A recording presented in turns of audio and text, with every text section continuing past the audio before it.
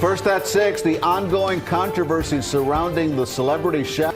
The young chef has restaurants around the world and a huge following online and off. Quite a protest outside this Brickell Avenue restaurant today. I must confess, until a day or so ago, I had never heard of the celebrity chef Salt Bae. There was a time when Salt Bae could walk into any room, and the whole crowd would light up. Steak? Sliced with flair. Salt? Sprinkled like poetry. Celebrities lined up for selfies. Entire dinners were designed around watching him perform. But today, he's been banned from FIFA events. His restaurants are shutting down. And that sprinkle? It's more meme than magic now. So how did Salt Bae, real name Nusret Gökçe, go from global icon to international embarrassment? This is Tea with Timelines, and we're about to walk you through the complete downfall of Salt Bae.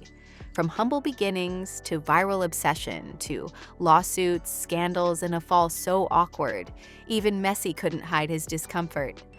Let's dive in. Chapter 1. Poor kid with a big dream. Before the tight white shirts and shiny sunglasses, Salt Bae was just a boy named Nusret Gökçe. He was born in a small town in Turkey. His dad worked in a coal mine. The family did not have a lot of money. Life was hard. When he was about 13 years old, he left school. Not because he wanted to, but because his family needed money. He started working in a butcher shop in Istanbul. He cut meat. He cleaned floors. He did this all day, every day. Long hours. Very little pay. But during those long days, he learned something important. He was good with knives. He was fast. He cared about how food looked. As he got older, he wanted more. He wanted his own place, his own kitchen, his own name on the door. So, in his 20s, he borrowed about $3,000 from the bank. That is not much in the restaurant world, but he used it in a smart way. He traveled to other countries like Argentina and the United States. He went into steakhouses. He watched how they cut the meat, how they cooked it, how they served rich people. He did this for about 3 years. Then he went back to Turkey. In 2010, he opened a very small steakhouse. Only 8 tables. No gold, no famous guests. Just a guy, some meat, and a dream. For a while, that was it. A small place, a quiet success. Then one short video turned his life upside down. Chapter 2. The salt sprinkle that made him famous. In January 2017, he posted a short video on the internet. In that video, he was wearing a tight white t-shirt and dark sunglasses. He cut a big piece of steak in a smooth, slow way. Then he did something different. He took a pinch of salt. He bent his arm. He dropped the salt down his forearm onto the meat. It looked funny. It looked cool. It looked like a magic trick. People started sharing the video everywhere. Memes, jokes, fan edits. People called him Salt Bae. He did not just become a chef. He became a character, a meme, a symbol. Celebrities started coming to see him. Athletes copied his move during games. He became the cool food guy of the internet. And he knew this was his big chance. Chapter 3. Turning a meme into a money machine. After he went viral, he did not sit still. He opened new restaurants in cities like Dubai, London, and New York. But these were not normal places to eat. They were more like stages. Inside, the prices were huge.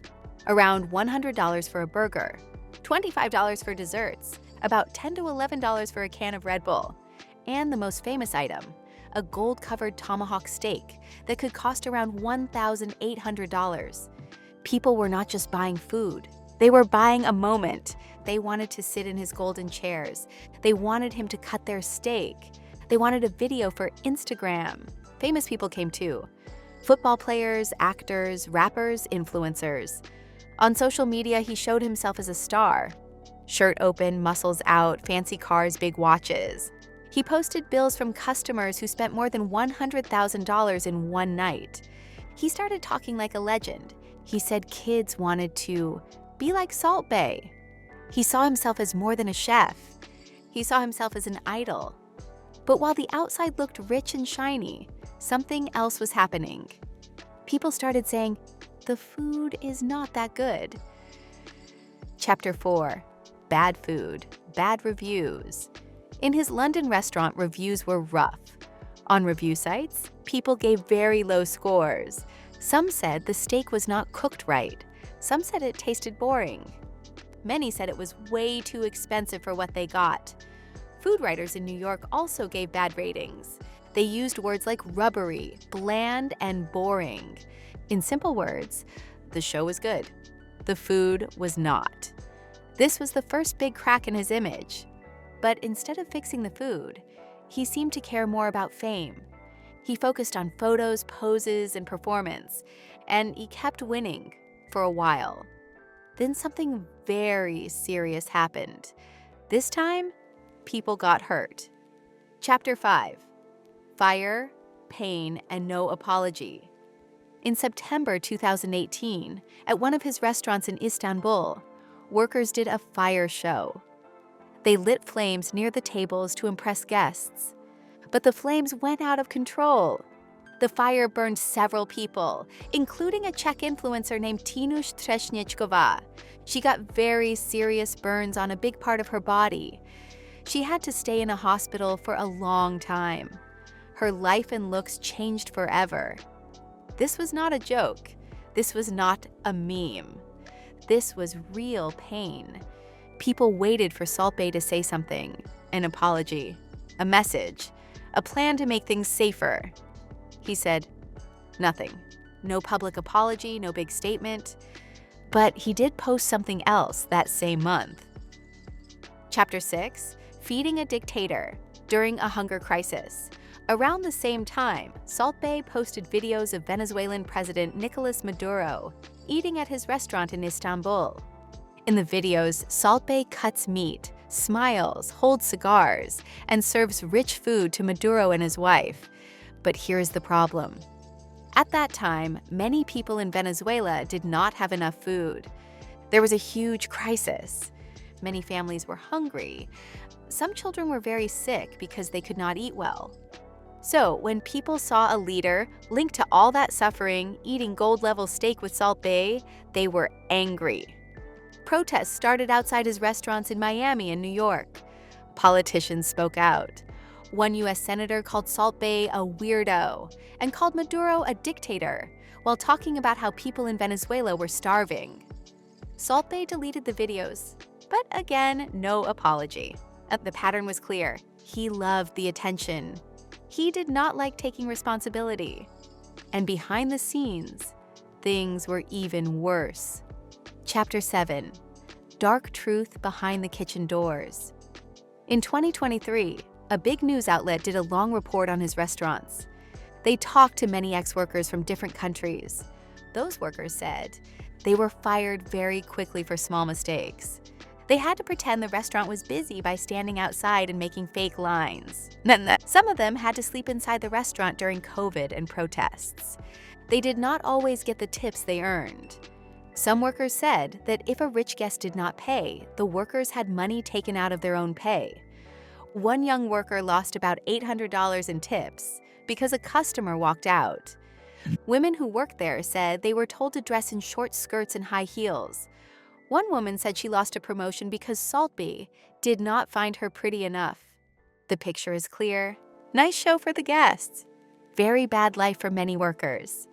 But even after all this, there was still one big public moment that almost everyone remembers. Chapter 8. World Cup Cringe. On December 18, 2022, Argentina won the World Cup. It was the biggest moment of many players' lives, especially Lionel Messi. This moment was supposed to be for the team, their families, and their country. But who walked onto the field, uninvited? Salt Bae. He grabbed players. He tried to pull Messi over for a photo.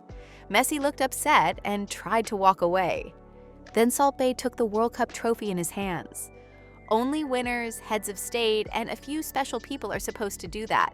The internet went wild. People said it was the most cringe thing they'd ever seen. They called him a clout chaser. They asked, why is he even there?